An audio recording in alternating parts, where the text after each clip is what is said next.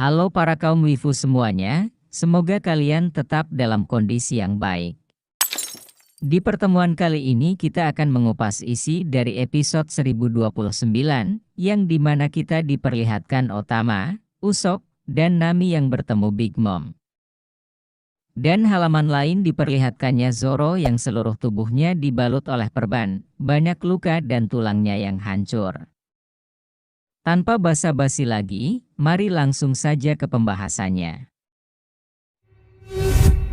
Di lantai 2 Onigashima kita diperlihatkan Otama, Usopp, dan Nami yang sedang dikejar oleh Pacuan. Di sini Usopp berusaha menyerang untuk melindungi yang lain. Usopp berkata, "Berapa kali lagi aku harus menyerang? Dia tidak tumbang juga."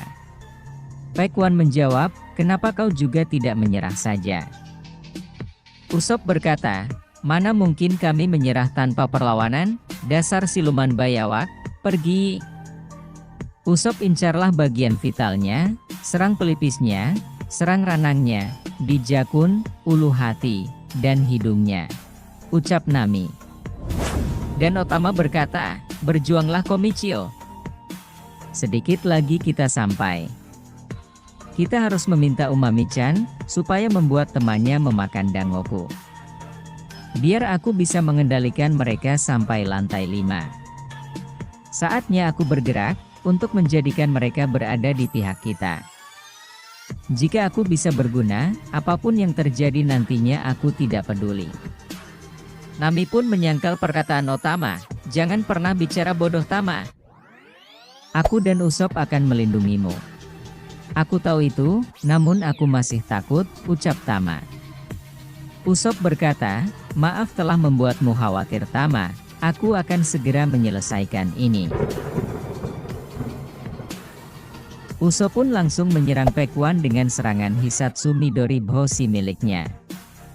Di sini Nami merasa kepanasan dengan serangan yang dikeluarkan Usopp. Usopp pun mengatakan memang serangan ini tidak cocok untuk serangan dekat, tapi yang terpenting bisa menjatuhkannya. Usopp kembali mengeluarkan Hisatsu Midori Boshi miliknya. Dan Boku-Bokuri miliknya hingga mengeluarkan ledakan yang cukup hebat, hingga membuat Pacuan terkapar. Usopp berkata, "Kita berhasil, rasakan itu berdebah." Tak lama kemudian Usopp tercengang melihat Pacuan yang masih kembali bangkit. Usopp berkata apa yang terjadi dengan pemakan buah iblis dinosaurus itu, padahal Kibidango bekerja pada semua pemakan Smile. Pacuan berkata, "Dasar hidung panjang sialan." Dan tiba-tiba diperlihatkannya Big Mom yang berada dekat dengan mereka. Sontak mereka bertiga pun kaget saat melihat Big Mom. Big Mom melihat ke arah Nami dan Usopp, dan berkata, "Kucing pencuri dan si hidung panjang, kalian kru Mugiwara." Tapi Tama langsung memanggilnya dengan sebutan, "Onlin-chan." Big Mom melihat Otama sambil tersenyum, dan berkata, "Bukannya kamu Otama? Kenapa kamu ada di tempat berbahaya seperti ini?" Otama menjawab, "Aku mengkhawatirkanmu Onlin-chan. Karena tiba-tiba menghilang saat di udon." Sontak Usopp dan Nami pun kaget, dengan Otama yang mengenal Big Mom, dan bercakap baik dengannya. Bahkan Big Mom berterima kasih kepada Otama, dan dia berkata, "Aku takkan pernah melupakan rasa sup Oshiroku yang diberikan Otsuru di kota Okobore, itu sangat lezat." Tiba-tiba Otama menekuk wajahnya, dan mengatakan bahwa kota Okobore sudah tidak ada. Otama pun bercerita tentang kejadian di mana kota Okobore diserang oleh bawahan Kaido. Big Mom pun terlihat kesal saat mendengar cerita Otama, dan mengingat kebaikan orang-orang di sana kepadanya. Otama menangis saat membayangkan kota Okobore yang terbakar habis oleh para bawahan Kaido. Big Mom berkata dengan kesal, "Jadi ini ulah bawahan Kaido.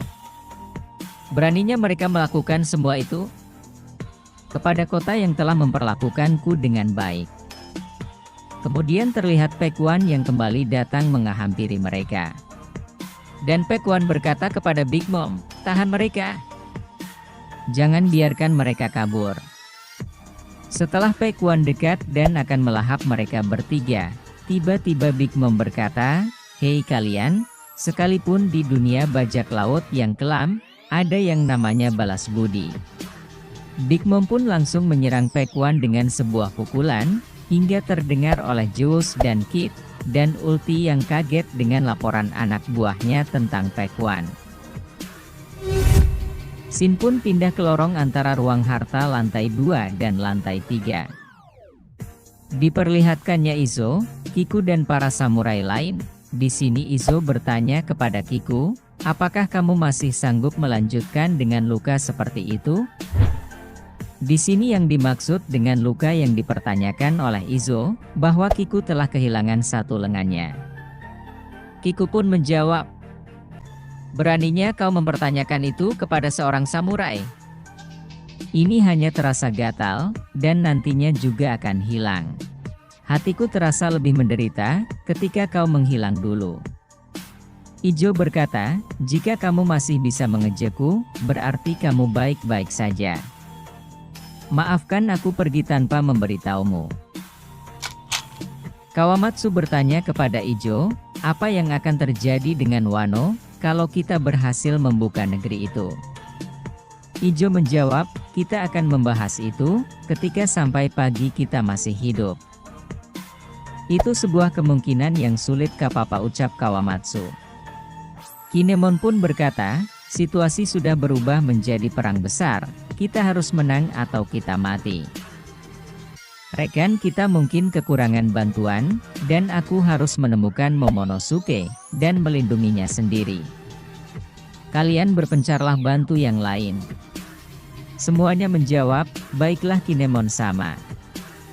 Tetapi di sini Kiku berkata, "Tolong biarkan aku menguruskan Juro, kali ini aku takkan gagal."